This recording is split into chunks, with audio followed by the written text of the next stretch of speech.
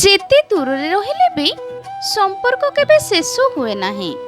ସମ୍ପର୍କ ଶେଷ ହୁଏ ମଣିଷର କେବଳ ମିଛ ଅଭିନୟ ଆଉ ସ୍ୱାର୍ଥ ପାଇଁ।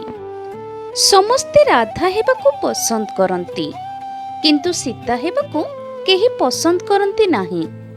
ଶ୍ରୀକୃଷ୍ଣ ପରି ପ୍ରେମ କରିବାକୁ ସମସ୍ତେ ପସନ୍ଦ କରୁଛନ୍ତି, କିନ୍ତୁ ରାମଙ୍କ ପରି ପିତୃସତ୍ୟ ପାଳନ କରିବା ପାଇଁ କେହି ପସନ୍ଦ କରନ୍ତି ନାହିଁ। କେମିତିକା ଜୀବନ ଇଏ!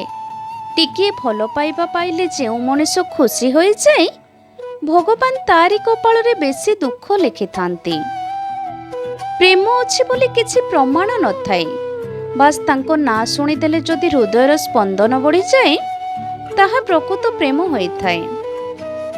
ସେହି ସମ୍ପର୍କ ସୁନ୍ଦର ହୋଇଥାଏ ଯେଉଁଠି ଭଲ ପାଇବା ସହ ଇଜ୍ଜତ ବି ଥାଏ। ମୂଲ୍ୟ ଲୁହର ହୋଇନଥାଏ, ମୂଲ୍ୟ ତାହାର ହୋଇଥାଏ ଯେ ଠିକ୍ ସମୟରେ ସେହି ଲୁହକୁ ପୋଛି ଦେଇଥାଏ। ନିଜର ସମ୍ପର୍କକୁ ସବୁବେଳେ ସମୟ ଦିଅନ୍ତୁ, କାରଣ କିଏ ଜାଣିଛି କାଲି ତୁମ ପାଖରେ ସମୟ ଥିବ କିନ୍ତୁ ସମ୍ପର୍କ ନଥିବ। ହଜାରେ ସମ୍ପର୍କ ଭିତରେ ଏମିତି ଗୋଟିଏ ସମ୍ପର୍କ ଭାଗ୍ୟରେ ଥିଲେ ମିଳେ, ଯେ ମୁହଁକୁ ଦେଖି ହୃଦୟର ଦୁଃଖ ବୁଝିପାରୁଥିବ। ଯଦି କାହାକୁ ବୁଝେଇବା ଦ୍ୱାରା ଖରାପ ମାନସିକତା ବଦଳି ଯାଆନ୍ତା, ତେବେ ଶ୍ରୀକୃଷ୍ଣ ମହାଭାରତ ହେବାକୁ ଦେଇନଥାନ୍ତେ।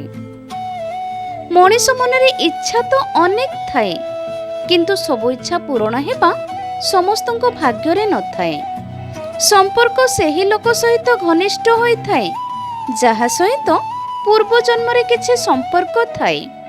ନହେଲେ ଏହି ବିଶାଳ ସଂସାର ଭିଡ଼ ଭିତରେ କିଏ କାହାକୁ କାହିଁବା ଜାଣିବ? ସେହି ସମ୍ପର୍କ ବହୁତ ଶକ୍ତିଶାଳୀ ହୋଇଥାଏ, ଯାହାକୁ ହରେଇବାର ଭୟ ଉଭୟ ପଟରୁ ଥାଏ। ଭଲ ପାଇବା ଦୁନିଆର ସବୁଠାରୁ ସୁନ୍ଦର ଜିନିଷ। ନା ତାକୁ ଛୁଇଁ ହୁଏ, ନା ତାକୁ ପାଇ ହୁଏ, ବାସ୍ କେବଳ ହୃଦୟ ଆଉ ହୃଦୟରେ ଅନୁଭବ କରି ହୁଏ। ଅନ୍ୟକୁ କେତେଥର ମନେଇବ? କେବେ ନିଜର ଅବସ୍ଥା ବି ଦେଖ। ବେଳେବେଳେ ସେହି ମଣିଷ ହିଁ ଆମକୁ କନ୍ଦେଇ ଦେଇଥାଏ, ଯାହାର ଖୁସି ପାଇଁ ଆମେ କିଛି ବି କରିବାକୁ ପ୍ରସ୍ତୁତ ରହିଥାନ୍ତି। ଜୀବନରେ ସବୁ ଖେଳ ତ ସମୟ ହିଁ ଖେଳିଥାଏ, ମଣିଷ କେବଳ ନିଜ ଚରିତ୍ରର ଅଭିନୟ କରିଥାଏ। ପ୍ରେମ ଅଢ଼େଇ ଅକ୍ଷରର ମିଳନରେ ନୁହେଁ, ଦୁଇଟି ସୁନ୍ଦର ହୃଦୟର ମିଳନରେ ହୋଇଥାଏ। ନାରୀ ପଛରେ ରହିଲେ ପୁରୁଷ ସଫଳ ହୁଏ, ଆଉ ନାରୀ ପଛରେ ପଡ଼ିଲେ ପୁରୁଷ ବର୍ବାଦ ହୁଏ।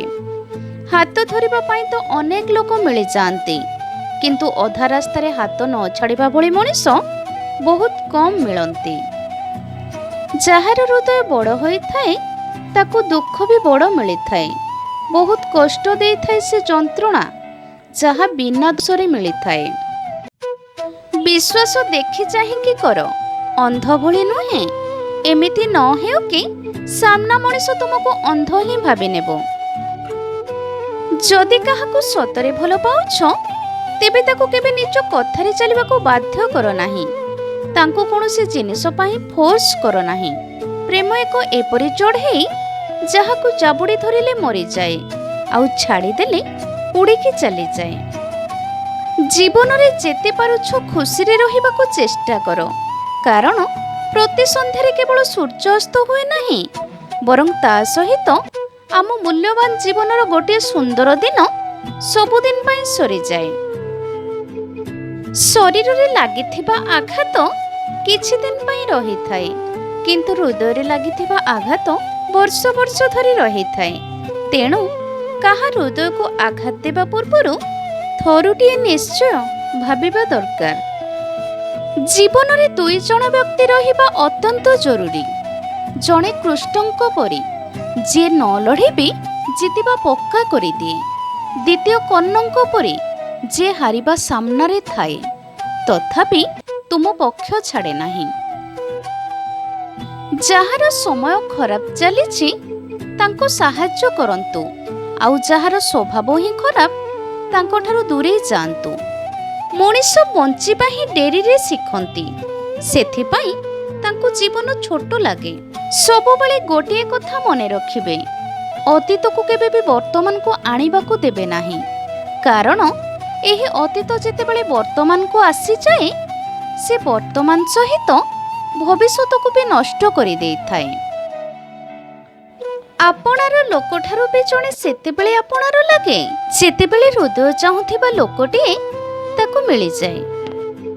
ପ୍ରେମ ହେଉଛି ଏକ ଅନୁଭୂତି ଯେ କେବେ ବି ମନୁଷ୍ୟକୁ ପରାସ୍ତ କରିବାକୁ ଦିଏ ନାହିଁ, ଏବଂ ଘୃଣା ଏପରି ଏକ ଅନୁଭୂତି ଯେ ମଣିଷକୁ କେବେ ବି ଜିତିବାକୁ ଦିଏ ନାହିଁ।